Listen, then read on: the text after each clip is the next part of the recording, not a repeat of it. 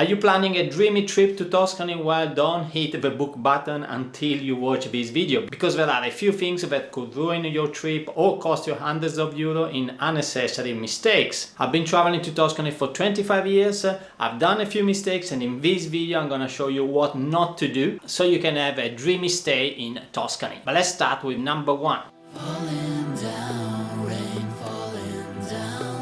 The first important thing is to never travel to Tuscany in August, unless you love heat, crowds and closed shops, of course. Some of the wineries are also closed, and of course prices are sky high, both for accommodation and in case you rent a car. My suggested month to visit Tuscany is May, or alternatively September or October. This is when you will have a mild temperature. It's absolutely fantastic to walk around, and all of the shops and wineries are open. Don't think that the Florence airport is the best airport to fly to Tuscany. It's small, it's expensive because there is not much competition, and it's also inconvenient in many cases. Fly instead to Pisa, where you will have cheaper prices and more choices. In fact, Pisa is the base of low-cost airlines. The third possibility, especially if you have a long-haul flight, fly just to Rome, where you can rent a car and from there drive to the south of Tuscany. There are places like Pitigliano, Montemerano in the south that are actually closer to Rome than Florence or Pisa, not to mention the beautiful spa area of Saturnia. Usually in Rome you have also more competition, which means less expensive flights and less expensive rental cars.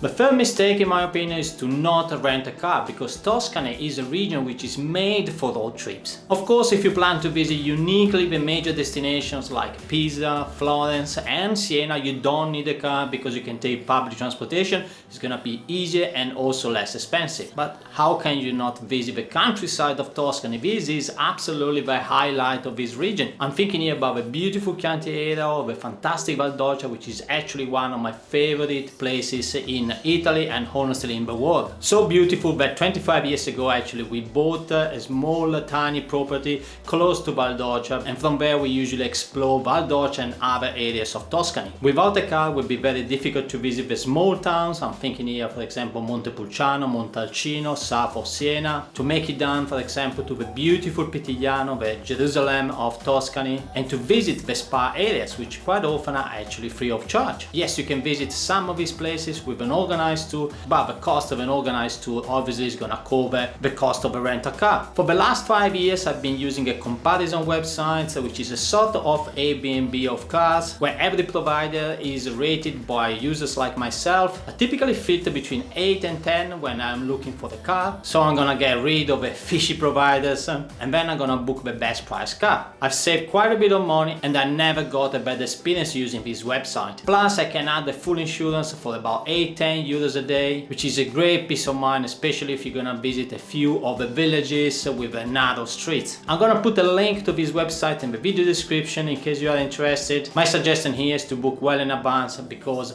you're gonna have better prices and better selection. Typically I can cancel for free, so in case I change my mind, it's not a problem. Another good point is to never ask for salty bread when you go for dinner or for lunch. But what does it mean? Well, you may know that to bake bread you need also the salt, but it doesn't work this way in Tuscany. In fact, most of the bread in Tuscany is saltless. So why is that? For what I know, there are at least 3 reasons why the bread is saltless in Tuscany, and the first one is an historical reason. In the 12th century, the salt routes were controlled by Pisa, which was imposing a very high tariff on it. So when you listen to Trump imposing tariff, well, it's not the first one to do that. As a result, the bakery in Florence and then also in the rest of Tuscany started producing bread without salt, and it became the norm in the years to follow. The second reason is that the Tuscan cuisine is quite rich and salty, so it's quite nice actually to have the saltless bread to balance out the prosciutto, for example, or the very salty pecorino. And finally, the saltless bread of Tuscany is an identity of Tuscany, a brand of Tuscany. In fact, there is now a name for this bread. In Italian it's called pane sciapo, and you can find this bread not only in Tuscany but also in other regions of Italy. Although you need to specifically ask for it, and definitely you're not gonna find that in the restaurants. Another thing you should be aware is about the table service for coffees and breakfast. There is no question about it is so beautiful to sit in one of the main squares of Siena, of Florence, of Pisa, but you're gonna pay for that. In fact, if you order a coffee at the bar, it may cost you maybe €1, €1.30, but if you sit at the table, it can cost you 3, 4, or even 10 times more, because you're not gonna pay just for the coffee, but you're gonna pay for the table service. This usually happens in the main destination of Tuscany. When you go to the small villages, it's quite rare to find the same treatment.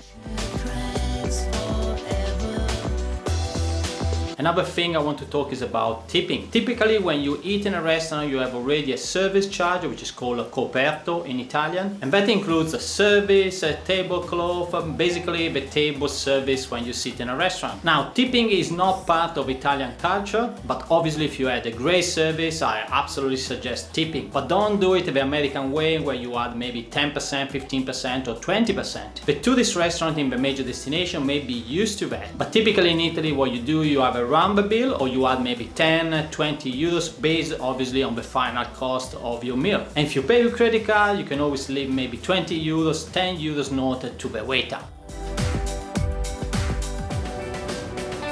Another important thing in Tuscany is to never confuse the Montepulciano d'Abruzzo wine with the Montepulciano wines. Montepulciano is a small town in Valdoggia, absolutely stunning, and if you are around, I suggest to visit. And that's where they produce some of the best wines, in my opinion, in the world. For example, I have here 2 wines.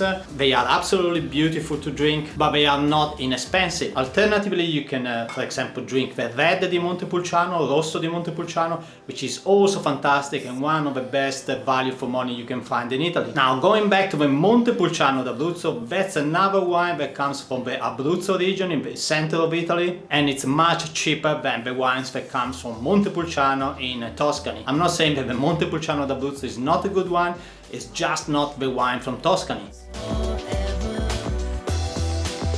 Another thing I want to talk is about the free museum days. Some of the museums in Tuscany, even the famous one, offer 1 day a month with free entry. Typically it's the first Sunday of the month, but you should check the website just to make sure. You may think it's a great idea to enter on that day, because you're not gonna pay the ticket of course, but expect to have fantastically long queues. Just think, for example, the Uffizi Museum, if you don't book a ticket in normal days, you're gonna queue up maybe for 2-3 hours. So just think what is gonna happen for a free day. In my opinion, there's not much point to spend half a day queuing up for the museum, especially if you travel maybe for just 3, 5 or 7 days in Tuscany. My advice in this case is to book the museum tickets well in advance anyway, because in this way you're gonna jump the queue and go straight into the museum. Now, if you're traveling on a budget, personally I use a ChatGPT just to build in advance my audio guides for the museums or for the places that I visit, and it's a fantastic tool, especially if you fly with kids, because you can build these audio guides based on the age of the kid. Now let me know in the comment if you want to know more how to do that, and I will be happy to organize a video with that.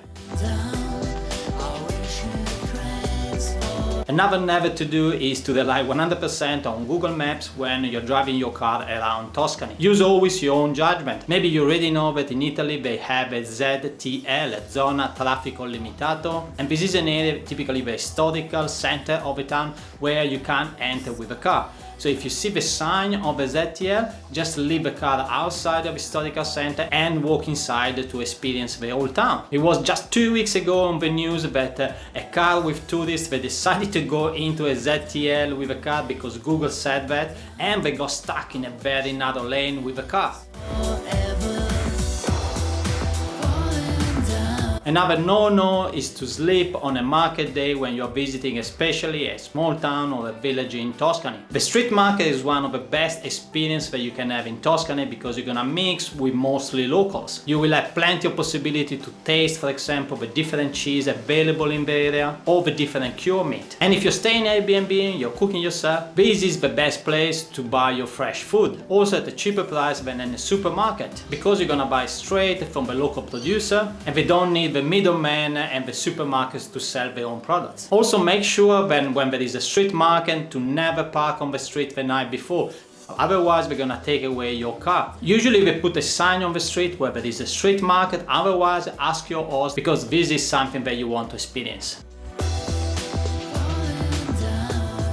Another thing you don't want to miss, mostly when you travel in September or October to Tuscany, is the Sagra, which is the local festival they dedicate to the wine or to the wild boar or to the castagne, the chestnuts. This is where you're gonna mix mostly with the local people. You're gonna have only the local wine and fantastic fresh food at a really good price. Obviously the service is not the restaurant service, but it's all about the experience you can have together with locals. They typically advertise all of these Sagre, these festivals, on posters in the main squares of the towns or the village, and also in this case you can ask to your host if there is any around. You may already know that Tuscany is famous for slow food, but Tuscany is also famous for slow wine tasting. And what I mean here is that you shouldn't rush through the tasting sections when you go to the wineries. Just take your own time, have a chat with the local producers. Usually the wineries do love to interact with visitors. Don't be afraid, for example, to ask about the local terroir, which is basically how the territory is influencing the local wine, and talk about the different wines that they offer in the wineries. So overall, take it slowly, enjoy your time and don't rush it through. And talking about food, never ask for a well-done Fiorentina. The Fiorentina is the typical T-bone steaks that you find in the restaurants in Tuscany. It's absolutely gorgeous, but usually comes rare or medium rare. If you're not into rare meat, then do like my wife that goes for tagliata, which is sliced grilled meat. Absolutely gorgeous as well, and cook a little bit more than the Fiorentina. Another tip here is to never miss the hidden gems of Tuscany. Even if you are on a first trip, try to include at least one. I'm sure you're already aware of the major destinations of Tuscany, and then there are the famous towns like San Gimignano or Montepulciano. And finally there are the hidden gems of Tuscany. I actually created a video about my favorite 7 hidden gems of Tuscany, and I'm gonna put a link on the corner. I'm talking about places like Monteriggione or Pitigliano or Montemerano. Absolutely little gems where you will mix with the locals and you won't find many tourists around. Another one is to not skip the thermal spas, and there are a few in Tuscany, almost scattered in the whole of the region, but with a higher presence in the south of Tuscany. I personally love Saturnia, which is in the south of Tuscany, but there are other beautiful ones like the Terme di San Filippo or Bagno Vignoni that you shouldn't miss. Some of them are ticketed, others have actually a free entry. However, you may have to pay 5 to 10 euros for the parking. Unfortunately, there is not much of a public transportation, especially going to these free thermal parks, but you can drive there very easily, which is another good reason to rent a car. Which takes me to the last tip, to never dress too casually when you go out for dinner. I mean, you can wear shorts and flip-flops if you are in summer around when you go for lunch, but for dinner the Italians tend to dress up a little bit more, and in this way you're gonna mix with the locals and you're not gonna stand out as the typical tourist in a restaurant. Now let me know in the comment area if you have other suggestions to never do in Tuscany. I personally learn every time I do a trip there, which is quite often. If you're still here, I guess you appreciated the effort in making this video, so please put a like, subscribe to the channel if you still haven't done it, and I'll see you in next video with Tuscany.